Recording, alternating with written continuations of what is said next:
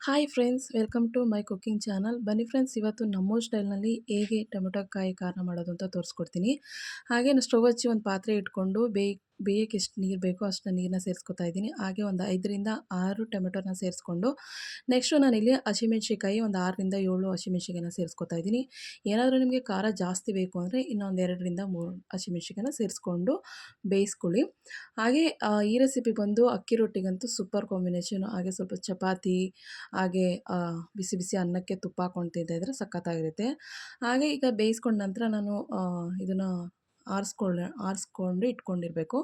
Next ನಾನು ಒಂದು mixie ಜಾರಿಗೆ 6ರಿಂದ 7 ಬೆಳ್ಳುಳ್ಳಿ ಹಾಗೆ ಒಂದು ಈರುಳ್ಳಿನ ಕಟ್ ಮಾಡಿ ಹಾಕ್ಕೊಳ್ಳೋಣ. ಹಾಗೆ ನಾನಿಲ್ಲಿ 2 ಸ್ಪೂನಷ್ಟು ಧನಿಯಾ ಪೌಡರು ಹಾಗೆ ತೆಂಗಿನಕಾಯಿ ತುರಿನ ಸೇರಿಸ್ಕೊಂಡು ರುಬ್ಕೊಂಬರೋಣ.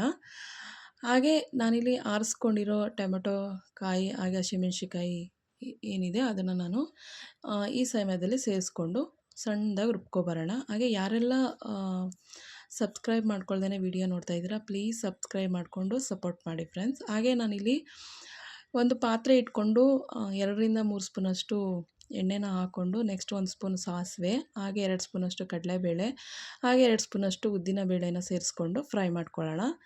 ಹಾಗೆ ನಾನಿಲ್ಲಿ ಈರುಳ್ಳಿ ಕರಿಬೇವಿನ ಸೊಪ್ಪು ಹಾಕ್ಕೊಂಡು ಫ್ರೈ ಮಾಡ್ಕೊಳ್ಳೋಣ. ನೆಕ್ಸ್ಟು ಈರುಳ್ಳಿ ಒಂದು 2 ನಿಮಿಷ ಫ್ರೈ ಆದ ನಂತರ ನಾನಿಲ್ಲಿ ರುಬ್ಕೊಂಡಿರೋ ಮಸಾಲೆನ ಸೇರಿಸ್ಕೊಳ್ಳೋಣ. ಹಾಗೆ ಸೇರಿಸ್ಕೊಂಡು 2ರಿಂದ 5 ನಿಮಿಷ ಚೆನ್ನಾಗಿ ಬೇಯಿಸ್ಕೊಂಡು ನೆಕ್ಸ್ಟು ನಾವು ರುಚಿಗೆ ತಕ್ಕಷ್ಟು ಉಪ್ಪನ್ನ ಸೇರಿಸ್ಕೊಂಡು 5ರಿಂದ 10 ನಿಮಿಷ ಚೆನ್ನಾಗಿ ಬೇಯಿಸ್ಕೊಳ್ಳೋಣ.